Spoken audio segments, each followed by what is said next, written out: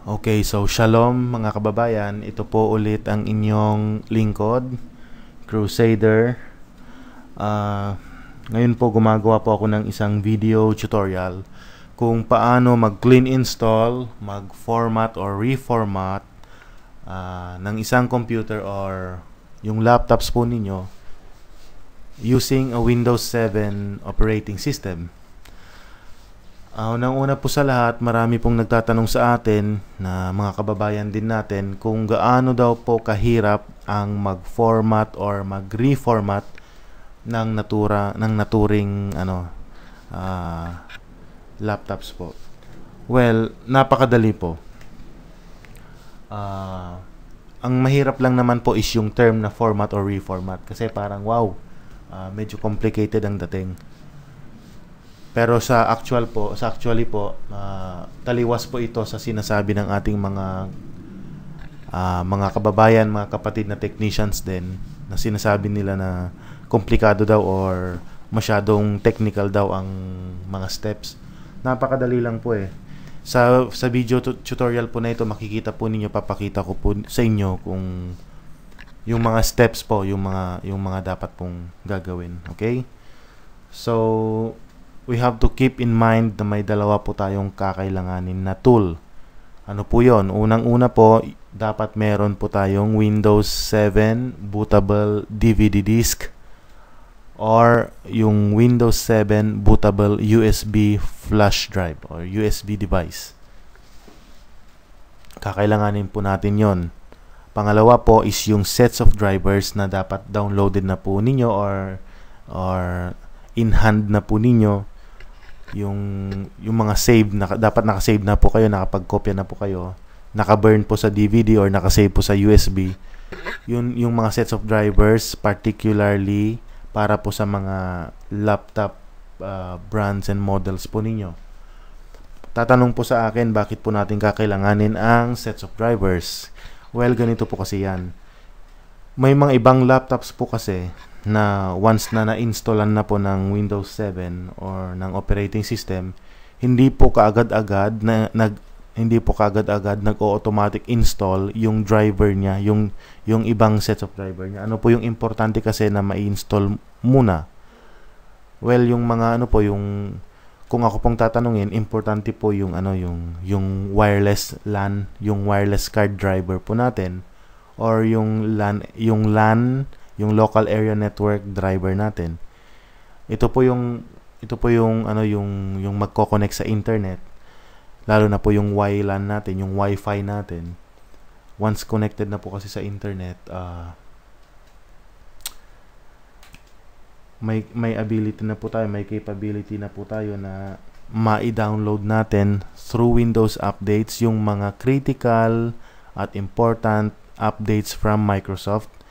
Sometimes dun sa optional po, included na rin po yung mga ilan sa mga drivers ng mga devices na nasa loob ng laptops po natin. Kakailanganin po natin yon, okay? So kung sa mga laptops po na hindi automatic nag-install yung kanilang wireless drivers, mayroon po tayong gagamitin. Yun po yung ating sets of drivers na nakasave po or downloaded na po earlier before we start to install or reformat our computers para po para synchronize po lahat ng galaw natin. Hindi po yung balagan, okay? Isa pong paalala pala sa mga magre-reformat, magre-reinstall ng Windows 7 sa kanilang systems, be sure to back up your files, your important documents or yung mga pictures po ninyo diyan, yung mga music files po ninyo diyan.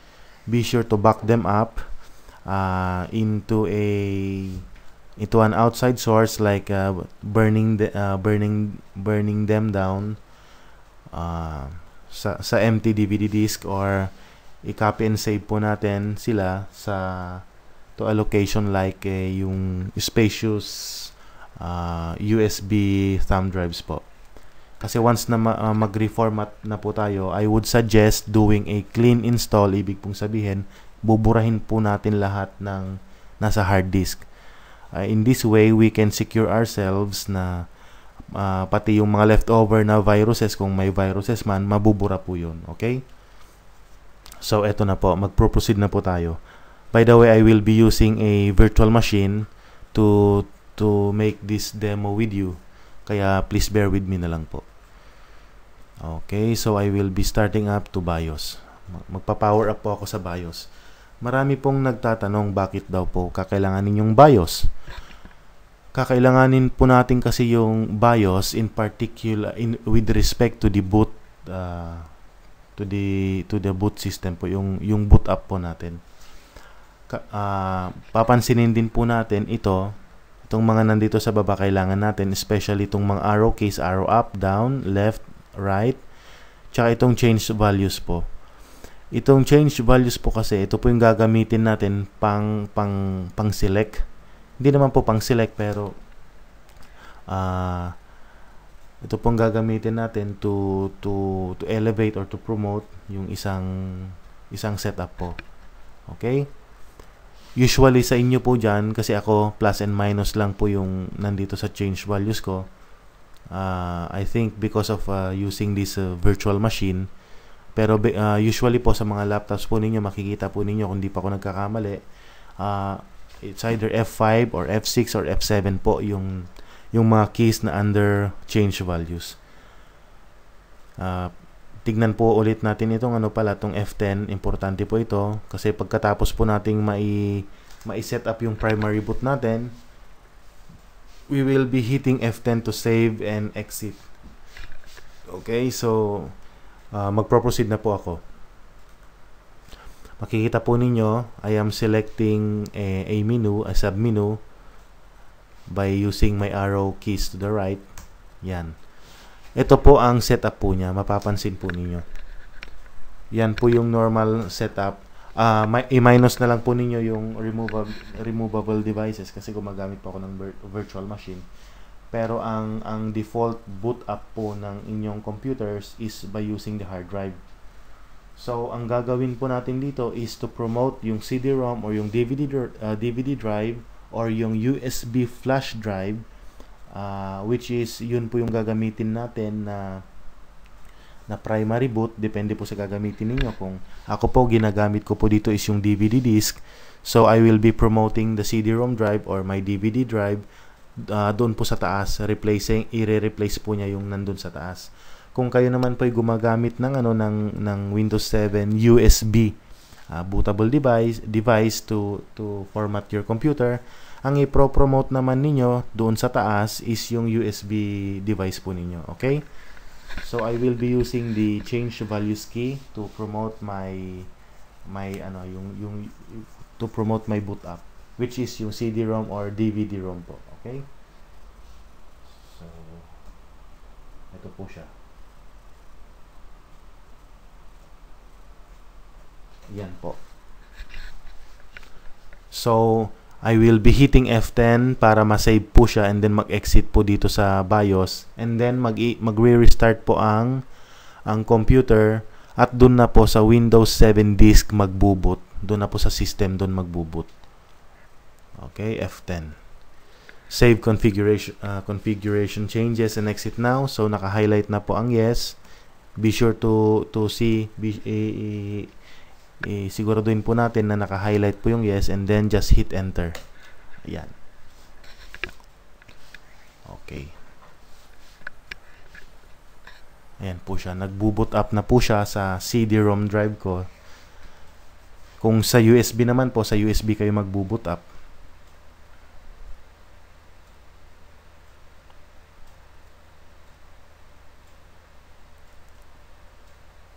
Windows is loading files.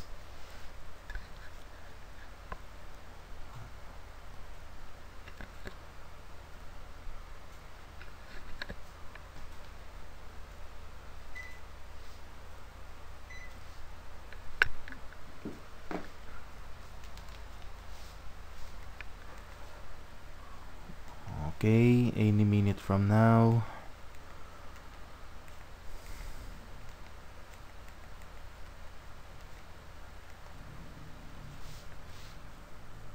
Okay, starting Windows.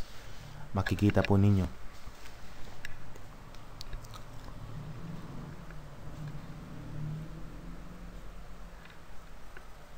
Hindi ko po ifa-fast forward ang video na ito para makita po ninyo yung actual length ng ma-estimate po ninyo yung actual length ng ng isang pagre-reformat.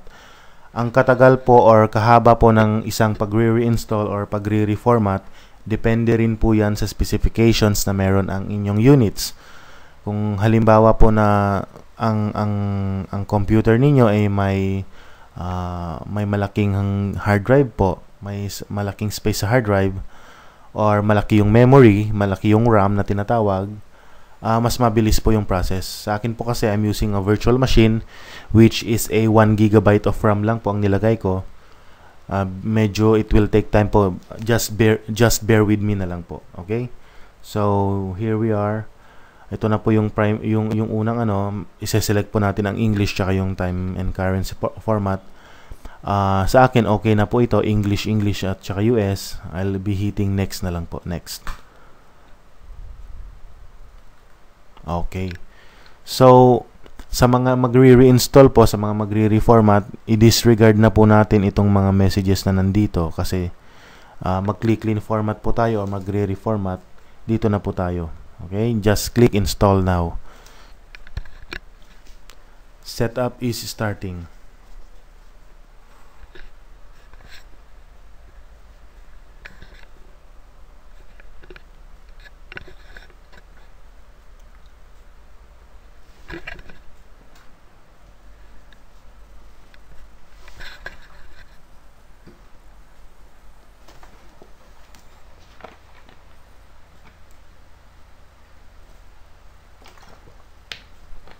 Okay, nandito na po tayo sa sa pagpipilian. Actually, magtatanong po kayo bakit po ganyan ang yung nandito sa video ko. Marahil sa inyo po kasi yung may mga installers diyan, kung sa inyo may mga home basic lang, your iba sa inyo home premium or isa lang po yung nandito na na operating system ninyo. Sa akin po kasi I am using a universal installer po, ibig sabihin complete installer po siya. x86 po, so I am installing a system 32-bit operating system of Windows 7. Mapapansin po ninyo kompleto po siya, wala lang po yung Windows 7 Enterprise kasi po yung Windows 7 Enterprise parang yan po kasi yung preview operating system, yan po yung consumers preview nila. Hindi po siya included sa bundle. Okay? So, mapapansin niyo sa mga 64-bit operating systems, x64 ang nandito sa architecture.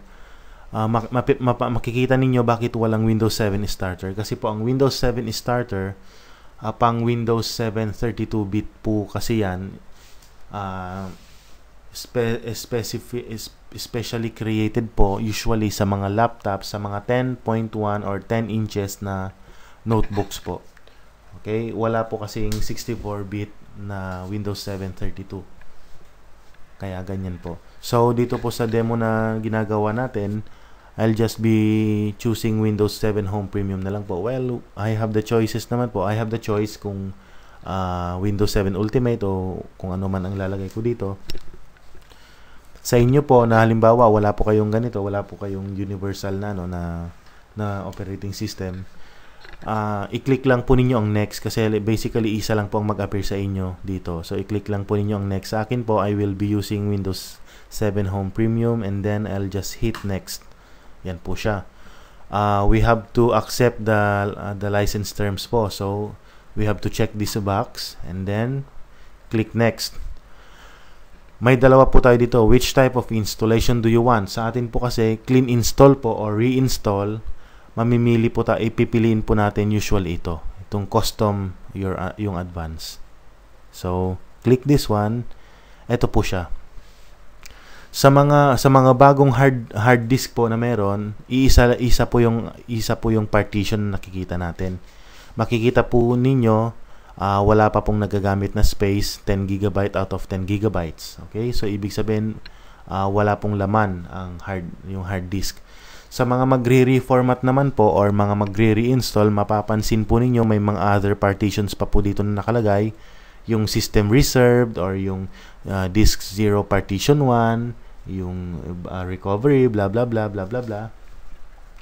Sa mga reformatted na po na units, sa mga reformatted na po, ibig sabihin yung nagpa-reformat na po kayo dati, at nabura na po ng gumagawa yung OEM partition ninyo, I would suggest na i-delete po natin yung mga makikita ninyo dito na mga additional partitions, including yung system reserve na yon. I-delete po natin siya. May mga may mga i-click lang po natin yung drive options dito at i-highlight natin yung partition by clicking on it and then delete format. Okay? Para mag-come up po siya ng unallocated space, para mag-join po siya sa unallocated space, summing up to only one partition po, one partition. Kung halimbawa man po na naging iisa na, pwede po ninyong i-format, okay, para siguradong mabura po lahat yun. So just click format and you will be prompted by a notice here. Just click yes to proceed. Sa akin po kasi wala po, kasi hindi po siya mafo-format. Makita po ninyo, hindi po siya naka-highlight. Itong delete tsaka extend or whatsoever, hindi po siya naka-highlight. Kasi nga po, wala pong laman tong aking hard disk na ginagamit dito sa aking virtual machine. So, okay, let's say na-erase na po natin yon, pati yung system reserve. Ngayon, i-click po natin itong nag-iisang unallocated space na lang po nito. I-click po natin itong new para mag-create po ng panibagong system reserve. Okay? Click new and then just click apply. Wag na po nating i-alter kung ano man ito kasi basically ang system reserve is just 100 MB of your space. Okay? So, hit apply. And then, ito po yung sinasabi ko, may isa pang notice: to ensure that all Windows features work correctly, Windows might create additional partitions for system files. Ito po, i-click lang natin ang OK. Gagawa na po siya ng system reserve partition. Okay, ayun po. Nakagawa na po siya. Makita po ninyo, disk partition 0, partition 1, system reserve.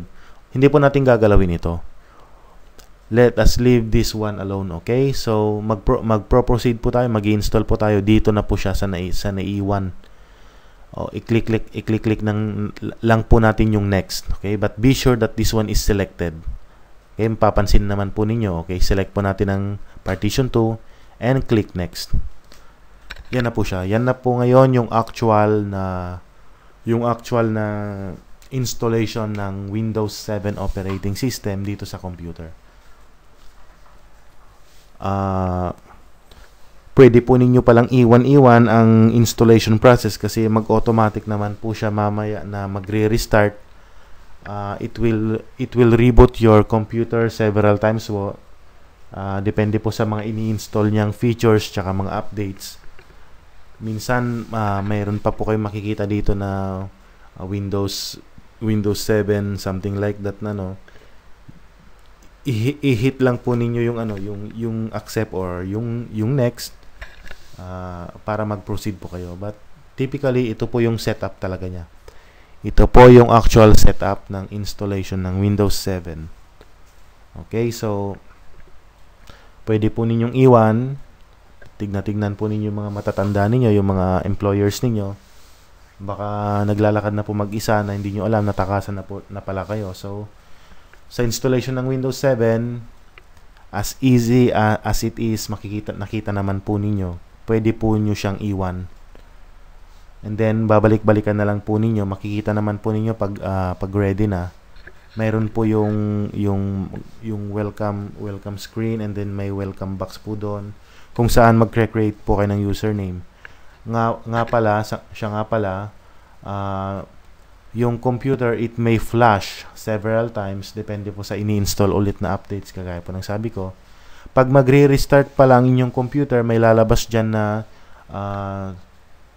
to boot from a CD or DVD disk or device, please enter any key or something like that.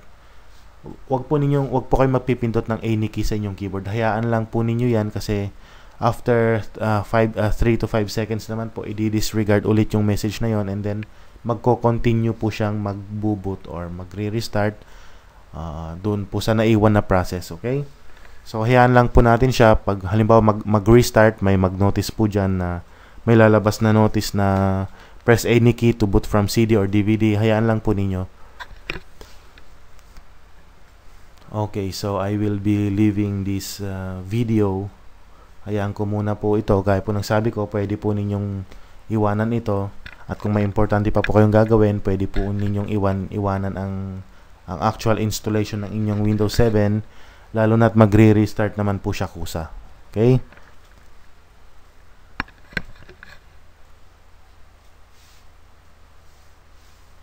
Minsan po pala mapapansin ninyo na baka sabihin ninyo, oh, hindi gumagalaw yata 0% or 1% or nag-stack up na. Hindi po, tuloy-tuloy pa rin po yung installation noon. It may take some minutes nga lang po. Pero rest assured po sa inyo na gumagana po yung installation. Tsaka kung halimbawa man po na magka-error ang inyong installation process, dalawa lang naman po ang ano doon, actually tatlo lang naman po pala yung ano doon, yung nag-cause ng error. It's either corrupted po yung installation disk ninyo or yung USB device ninyo. Pangalawa, baka may tama po yung malamang may tama po yung hard drive ninyo kung saan ninyo ini-install yung operating system. Pangatlo, yung mga outside factors po, like yung halimbawa nagkaroon po kayo ng electrical glitch, naglakas hina po yung kuryente ng supply ninyo, it can cause error po sa installation. Siya nga po pala, sa pag-reformat po, pag-format po ng inyong computer, always use the electrical power cord po ng inyong units. Wag po tayong gumamit ng battery. As much as possible, tanggalin po yung battery. Okay? Gagamitin lang po natin yung direct current.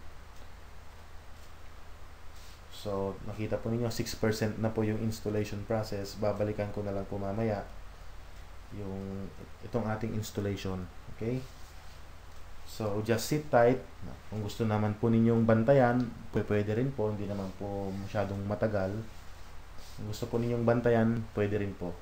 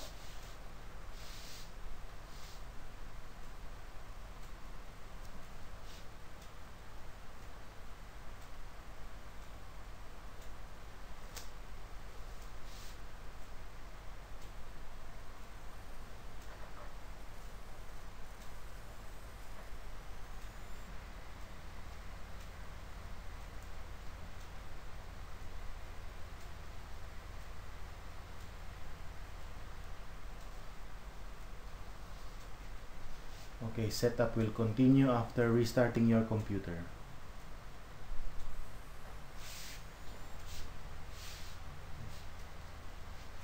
Okay, leave it as it is.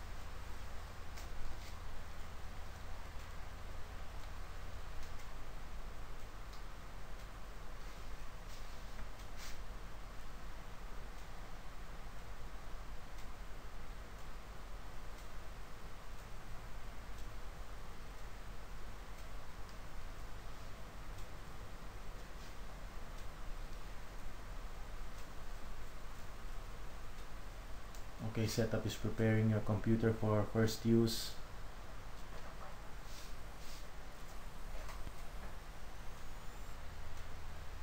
Checking video performance.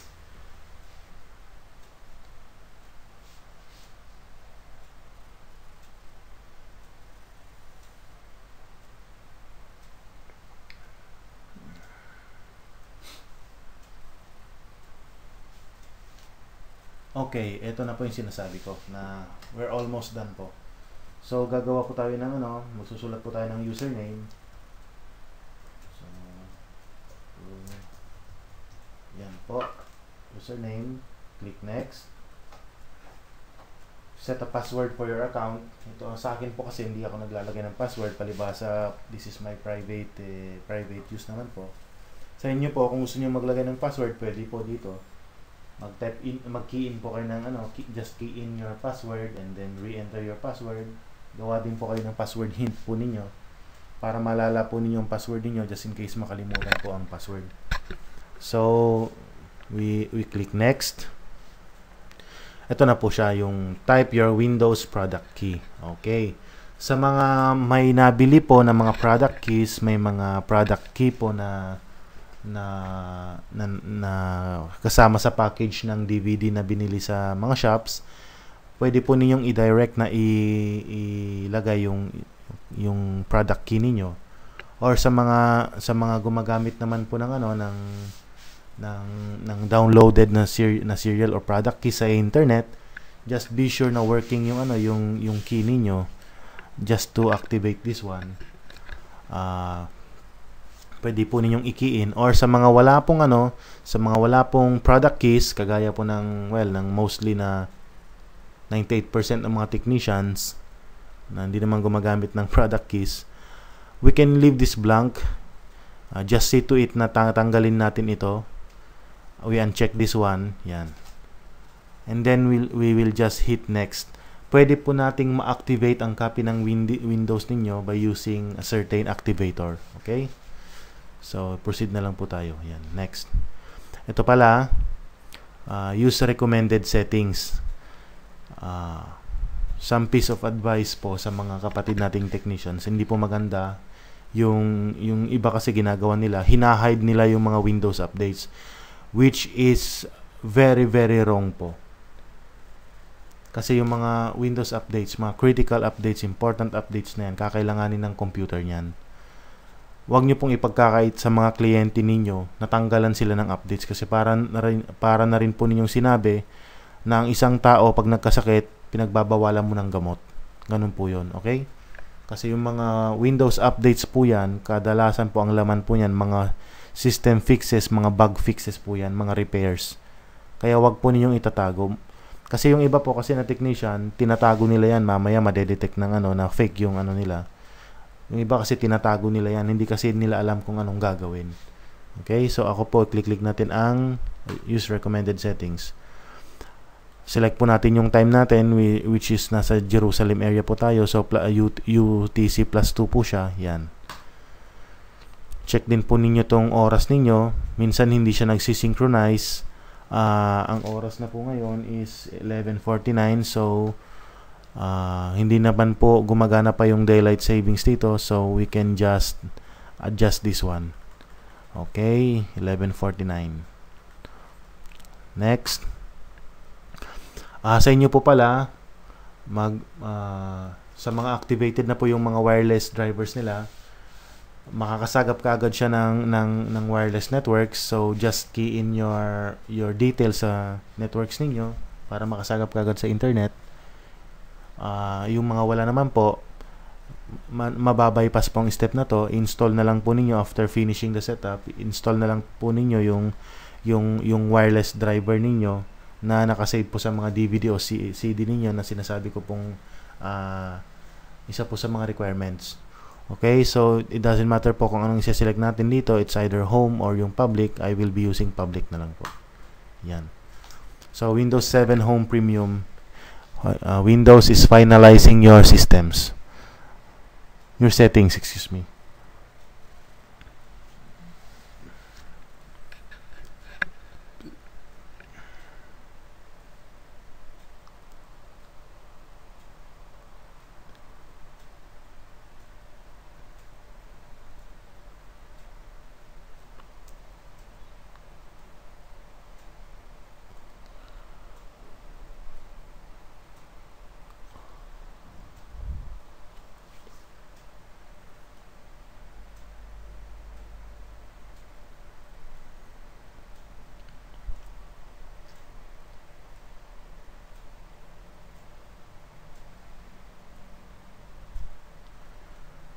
Okay, preparing your desktop. Malapit na po siyang matapos.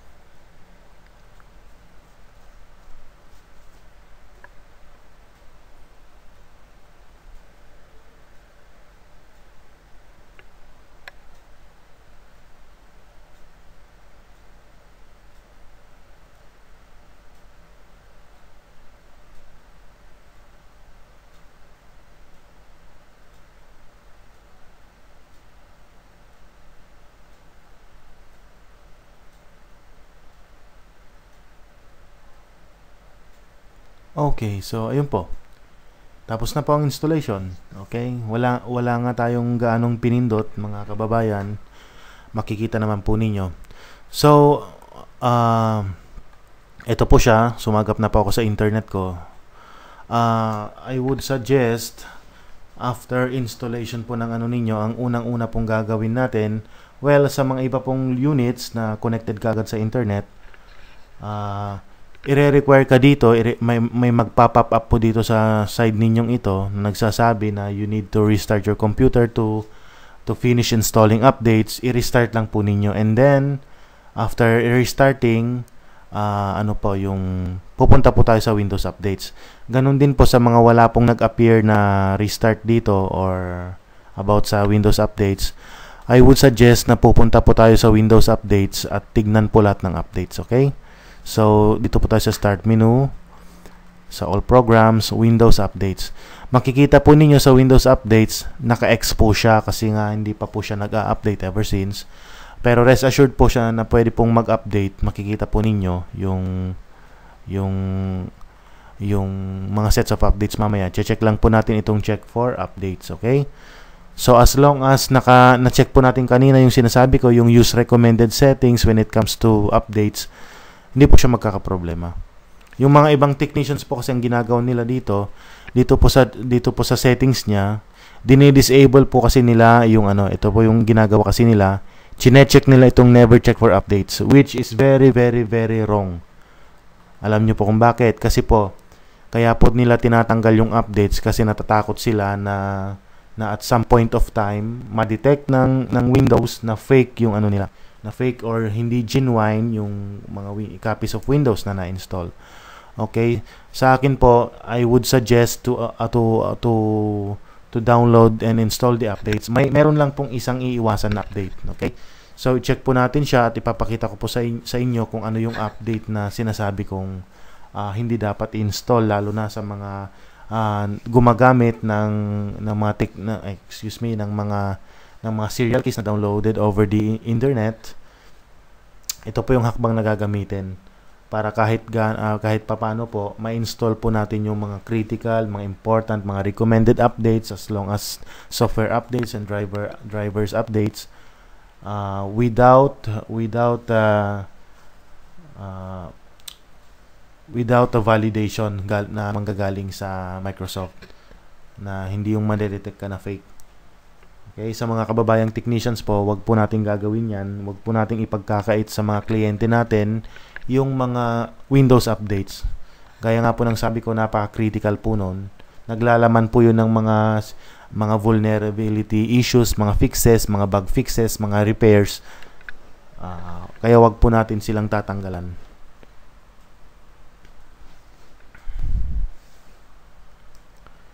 So, checking for updates.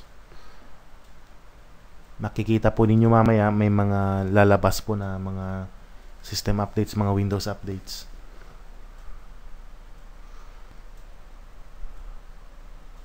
Sinasuggest ko pala sa inyo, pag nakasagap na po kayo, basta na-install po yung wireless po ninyo, wireless internet po ninyo, or yung LAN driver po ninyo para makakonect sa internet. Patapusin po ninyo yung mag-install yung Windows updates hanggang Service Pack 1. Okay? So, halimbawa, nag-check for updates po tayo na ito po, sinasabi ko, yung lumabas na po. Okay? So, I will be checking those available updates. Yung mapapansin po ninyo, yung ilan po dito siguro sa inyo, yung ilan naka-check, naka-uncheck.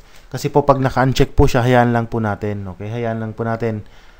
Kasi, pagkatapos ng installation ng mga checked items, pagka-restart po ng computer ninyo, bumalik po ulit kayo sa Windows updates and then check again for updates and then see to it na i-check na po ulit ninyo yung mga leftovers po. Mayroon lang pong isa. Ito po yung advice ko sa mga gumagamit po ng cracks or mga gumagamit po ng serial numbers over the internet, or yung mga nag-bypass ng kanilang product key kanina. Lalo na po sa mga technicians na natatakot na ma-detect yung mga gawa ninyo na mga na hindi daw genuine. Ito pong babantayan ninyo, itong update for Windows 7 KB971033. Ito po kasi yung what update na tinatawag, yung WAT, yung Windows Advantage Technology yata, o Windows Advanced Technology. Please correct me if I am wrong. Pakitingin na lang po kung ano yung meaning ng WAT. Pero ito po kasi yung what na ito, yung WAT na update, ito yung nagva-validate kung ang copy ng Windows ninyo is genuine or not. Kaya ang gagawin po natin dito, be sure na uncheck. Ito po para sa mga para sa mga gumagamit po ng mga pirated o may mga na sinasabi ko sa inyo. Kung ang software naman po ninyo is binili niyo sa shop, talagang genuine siya, you can check this, wala pong problema. Pero sa mga sinasabi ko pa sa mga technicians diyan na natatakot, ito na po yung kasagutan ninyo. Okay? So, be sure to let this one unchecked. And what we will do is to hide this update. I-hide po ninyo. Okay, so hidden na po siya. And then click OK. Makikita po ninyo dito sa ano natin, sa list of updates natin, 139 na po out of 140 kanina. Okay, yun lang po. So, click install updates, mag-i-install yung updates ninyo. Mamaya i-require kayo magre-restart, just restart your units. And then after restart, mag-check ulit kayo ng updates until wala na pong maiwan na updates na kailangang ilagay. And then tsaka po ninyo ilagay yung mga additional drivers ninyo galing sa mga sets of drivers na naka-in-hand po sa inyo. And then after that, pwede na po kayong mag-download ng mga browsers ninyo, additional browsers, Firefox or Google Chrome. You can even download later na lang po yung mga add-ons ninyo, mga Skype ninyo, whatsoever na gusto pa ninyong i-download. And that's it. Ganun, ako po kasi hindi ko na po i-install ito kasi nga po virtual machine lang pong gamit ko. Okay, so yun lang po, ganun po kadali ang pag-install ng Windows 7, okay? So now I will be shutting this down na lang po. So power off ko na po to. Okay, power off. Okay. Ayun po. So until the next video tutorial po mga kababayan, I hope may natutunan po kayo. I hope na clarify na po sa inyo, naging maliwanag na po sa inyo na madali lang po ang mag-install ng Windows 7, okay? So again, this is Crusader. Until next time po. God bless.